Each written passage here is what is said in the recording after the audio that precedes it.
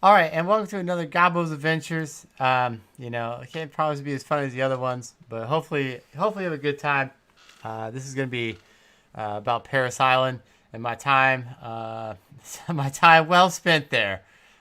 Joyous occasions. For those who don't know, Paris Island is the home of the United States Marine Corps recruit depot for the eastern coast of the United States of America. With that said, if you have, maybe if you got kids that watch this one, perhaps this won't be the best because, I get real motivated. When I get motivated, I tend to say a lot of foul language. So just heads up. So I was sent to Paris Island, where where all the joy and activity was had. So let's I guess we gotta jump right on into it. So let's jump right into it. So as our journey begins, we traveled on, and we approached South Carolina. So for those who don't know, you travel in there kind of on a little car. So I was there with maybe about 8 other. We weren't recruits yet. I think we were called the Pulleys, and we were traveling there, and everybody's smoking and joking, having a good time. But then we rolled up and we saw the welcome to South Carolina as we crossed from Georgia into South Carolina, and everybody started getting eerily quiet. And I'm like, oh man, we're finally there. I can't wait. I can't wait to be a Marine. Oh man, I'm so happy. I'm so happy I'm going to be a real boy. But also, I joined a little bit later. So, like, most of these guys were like 18, 19, 20. But I've already been through tsunamis. I've already been around the world. I've already been through tragedies. I'm like, how bad could this be? To give an idea, we stop over at this gas station, and we got everyone there. And they're getting nervous and they're starting to smoke cigarettes. Like, oh man, I don't know if I'm gonna do this. I'm like, how, what do you mean you don't know if you can do this? It's also real. I'm like, the fuck do you think you signed up for? Like, this is what we're doing. Like, we're going. And everyone's like, because everybody was talking hard. But I'm gonna tell you now, everybody wants to do gangster ass. Sorry, everybody wants to be a gangster until they have to do gangster ass shit. Or for my European viewers, everybody wants to be a badass until it's time to do badass shit. uh, so, so there you go. So we cross over to Paris Island. Because we go to South Carolina, and as we cross through Paris Island, let's see if I can find my picture.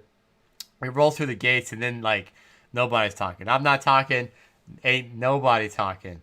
Um, it's kind of an eerie quiet, and then you roll up upon the yellow footprints. And if you don't know what the yellow footprints are, let me tell you, it's a unique experience for the yellow footprints. You're not going to forget about them. First, I don't have pictures for myself of when I went, and I can't really find too many at Paris Island. But there's plenty of San Diego for all my San Diego Marines out there. Cause you just roll up, and I was expecting, like, here it comes, like the drill instructor's gonna jump out at me, and he's just gonna come out of nowhere and be like, he's just gonna be like, get off my bus, what are you doing? But now actually what he did is get in, he's like, talks to, hey, is these the people coming in? And she's like, yeah, this is the people coming from Georgia and North Florida. He's like, all right, all of you, get off. And that was it. Like, and I'm like, it's go time. Let's go. let's run off. So we get out of there. So like, I mean, what else does it do? So we run onto the yellow footprints, which is not loading for some reason. Oh well, this is not loading. It's not loading. But anyways, we get onto the yellow footprints, and then you see the doors. And the doors, well, they're a special event. So the doors, as I realize that the image is loading, the doors are like only Marines are not allowed to walk through them. So when we got there, I'm noticing that the gentleman, even though it was a sergeant, the gentleman was walking through the side entrances, and he opens it up at the front, and he lets us in, and we're all sitting there not knowing what to do, and he's just yelling commands at us, telling us what to get done. Here we go. I finally found the picture. So we got the yellow footprints. There we go. So this is beautiful, beautiful Paris Island, and that's probably the exact same car that I took. I mean, it's all DOD. It's all DOD right there. That's all owned. And so, I was the first one, and like we were the first car to arrive, period. Although that says Raleigh, North Carolina, so that's definitely not my bus. So we're all there, and he's like, "You tuck your shirt in right now. You get that button up." And we're like, So we run over there. So I was the first one into the squad. They get in there, and everyone's just filing back, and they're just shuttling everybody out, just shuttling it all out. And you get the yellow footprint. Now, part of the yellow footprints is that the yellow footprints is your first position of discipline. It's because your feet are there, ready, like already in position. Your hands are at your side, so you should already be there. So those are doors. Okay, I found out why I didn't have them there. I had the wrong image. So you're already there, and everybody's nervous. I mean, and you can't help but not be nervous because the people around you nervous. And then this is it. These are the doors. Like it's you just walk through. Like this is it. This is the one at Paris Island. You're gonna go in there. You can see everybody's like buckled in there, and they kind of pass you through. So I'm getting up in there, and they're like they stand up at the front, and up at the front you see the drill instructor get up there, and the drill instructor always polite. And he's like, "All right, this is what you do. You're gonna button up your shirt. It doesn't even matter. So you button it up like you normally do." He's like, "No, you will button it up all the way. All shirts will be buckled. All shirts will be buttoned to the top. All belts will be on. All shirts tucked in. Do you understand?" And then we responded correctly with, "Yes, sir," like as loud as we can. Very well, go. And so we all did it. And he's like, right after that, we all had to stand, put our right hand up, do the oath of enlistment. We did the oath of enlistment, and then after that, it's a whirlwind. You run around to all these different little locations, and then a drill instructor's like, "You get over here right now, say something." Yes, sir. That's better. Let's go over here right now. Oh, get in line. And you're just in this huge line. You're like, the fuck is going on? He's like, "Go to that phone call right now. Read off the paper," and you dial. And so all these like now recruits are lined up and like just being screamed at by drill instructors. "Did you find someone on the phone?" "Yes, sir." "Who did you talk to?" "Sir, you did not call yourself You will say this recruit." And like, "This recruit talks to this recruit's dad." "Very well, get in the next room." So I get up there and I read it off, and I'm like, my dad picks up the phone. My dad's like, "Hello?" I immediately just read through. My Gobbo the King have successfully arrived safely at Paris Island. I will be contacting you via a letter. Do not try to reach out to me." And you just go through. You close it, and you turn around, and you're like, Sir, this recruit has finished. Who did you speak to?" "Sir, this recruit talks to his dad. Get in that room over there." And you run away because that's how it. That's how it does. This is how things go down. That's just how it go down in Paris Island. And then it's just a whirlwind of like getting issues. You're in an assembly line. You're like, "What size shoe do you wear?" Say it, 9. What's that? In blouse, and you're just being dumped on stuff. And so like, "Hey, all right, listen up. We need who here went to college?" And they had all our paper. You, King. "Yes." "Hey, you went to college?" Yes, I did." "How much college you have?" "Sir, this recruit has a master's degree." And they're like, "The fuck did you just say?" "Sir, this recruit has a master's degree." "Hold on. What kind of degree?" "A master's." "Master in what?" Geotechnical engineering." "The fuck?" "Hold on, I'll be right back." So he runs off, and then I see a head pop out. "Hey," and this is a different drill instructor. "Hey, what did you say you have again in?" Geotechnical engineering." He's like, "Idiot." So I got made into the scribe, and basically the scribe is just the guy who does all the paperwork. And I know there's good ones and bad ones, and I was good at paperwork, but I had terrible handwriting. But since I was so good at paperwork, they just never let me not do it. And so that's after all that, you finally get into our first into the barracks. So we get into the squad bay, and let's see if I have a squad bay picture set up. So this is a squad bay. Although this is 2nd Battalion, I was 3rd Battalion, India Company, which is a different thing. But the squad bays are all kind of the same. They're all kind of laid out and the same kind of room. This was my squad bay. I'm pretty sure this is actually my exact squad bay that I was in. And all during that receiving, you shave your head. You look the same. You act the same. You're all identical in every way. You are not special in any stretch of the imagination. And you just line up, like you finally get in there, and by the first day is 24 hours. You don't even go to sleep. You're just spending your time getting all that done, and then you get back, and then they start doing the initial training, because the first week's just receiving. You haven't even met your drill instructors yet. You've just met the receiving instructors, and they're like, getting you the walk, getting you the move, just like, making sure that you know how to sound off correctly. That's all they're doing, right? That's all that's going on. So once you finally do all that, right? So finally do all that, then you get to meet your instructors. Let's see if I can get them. There you go. So you finally meet your instructors.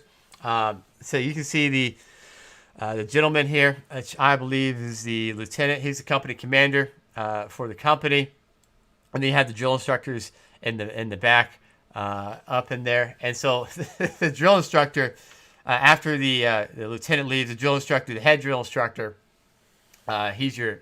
They have different names of hats. I won't go too much into it. He comes in there like, I will not punch you, and he just punches. He just lays right into the drill instructor right in front of him. My drill instructors will not kick you, and he just kicks as hard as he can. They will not degrade you. We are here to make you into United States Marines. Do you understand? Yes, sir. And when I give you command, you will respond with quickly and with discipline. Do you understand? Sir, yes, sir.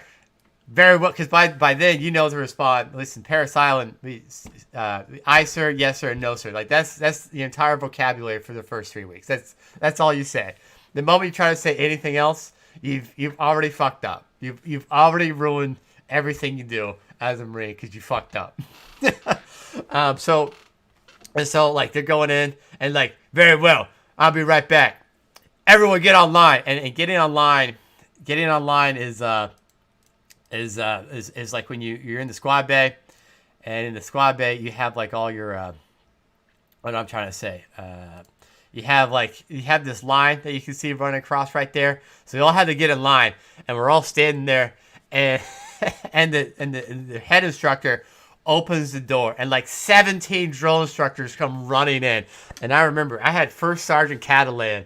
He ran up to me, and he didn't say anything. And First Sergeant Catalan, he was not a small man.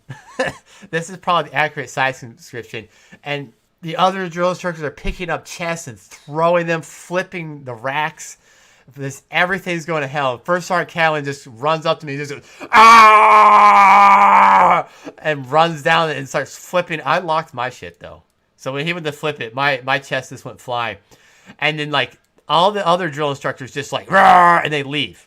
And then your drill instructor's like, get this shit online. Why is it on the ground? This is not acceptable. You're like, I don't know what's going on. Pick up that case. You're like, I got the case, now what? Carry it over here. Go. Why haven't you figured this out? You're like, oh my God, this is it. Because before receiving, I'm like, this is all a bunch of weak ass shit. I thought it was gonna be intense. Oh, sweet summer child. Sweet summer child, how I was wrong. It all came to fruition on that day.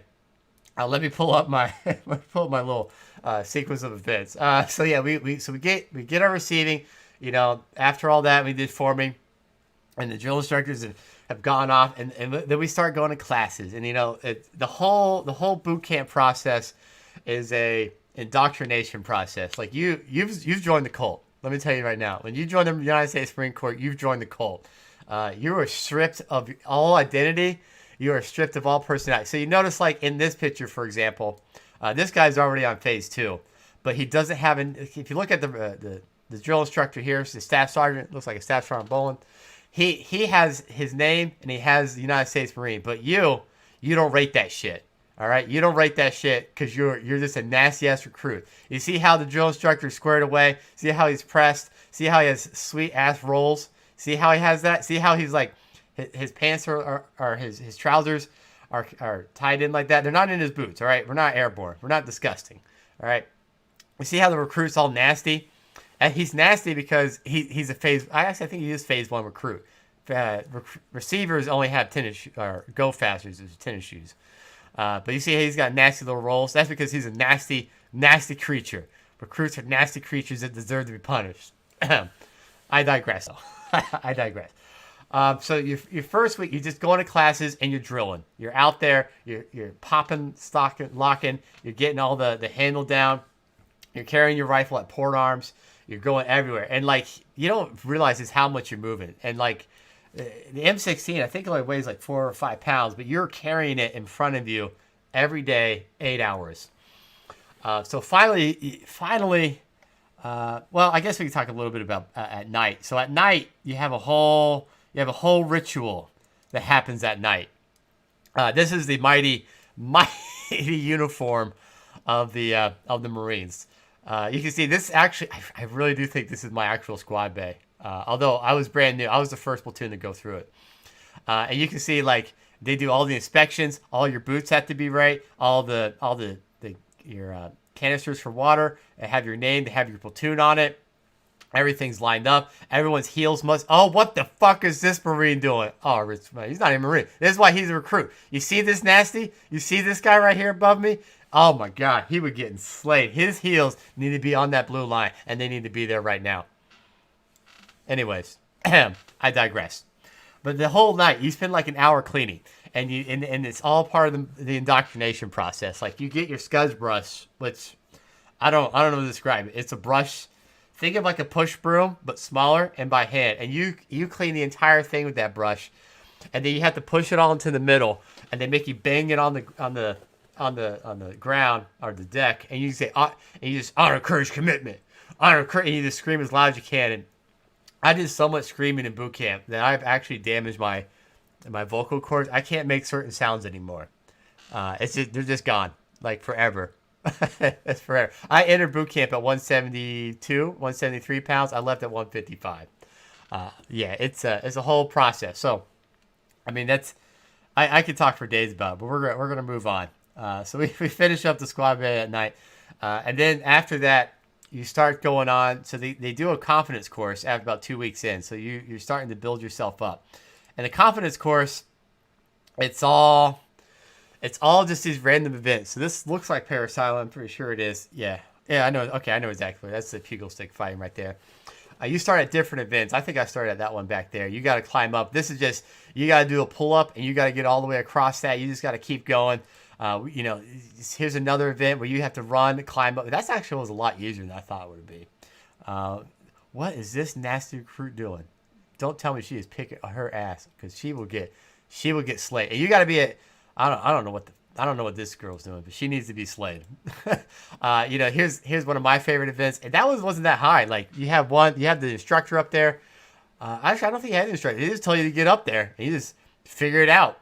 So you get to each event, and then they have like a martial art techniques there that you have to do. But that's when you return to this event, and you just go up, and you notice there's a rope on one side. Yeah, you don't go that side. That's for weak people. That's for the weak. You go up this side, and you overcome. That's just how it happens. And so you just run it through, and like I said, so much of what you do is just moving fast and screaming. It's the easiest job I've ever had. You just move fast and you scream. But eventually it rolls on down. Excuse me. It rolls on down to the gas chamber, and you're like, God, but what's the gas chamber? Well, it is not a wholly pleasant experience. So the gas chamber is exactly what it sounds. You're gonna go into a room full of CS gas, and you best figure it out. Like, you get a class with people yelling at you to figure it out. And let me tell you a little secret. See these gas masks? Some of the filters have been removed, so they do not work. Because drill instructors are cruel, sadistic creatures. Because they know you, as a recruit, are a nasty creature. And look at these two. He needs to get slayed. He would have been slayed. His hands are not in a position of attention. He needs to get slayed. Either that or the drill instructors get weak.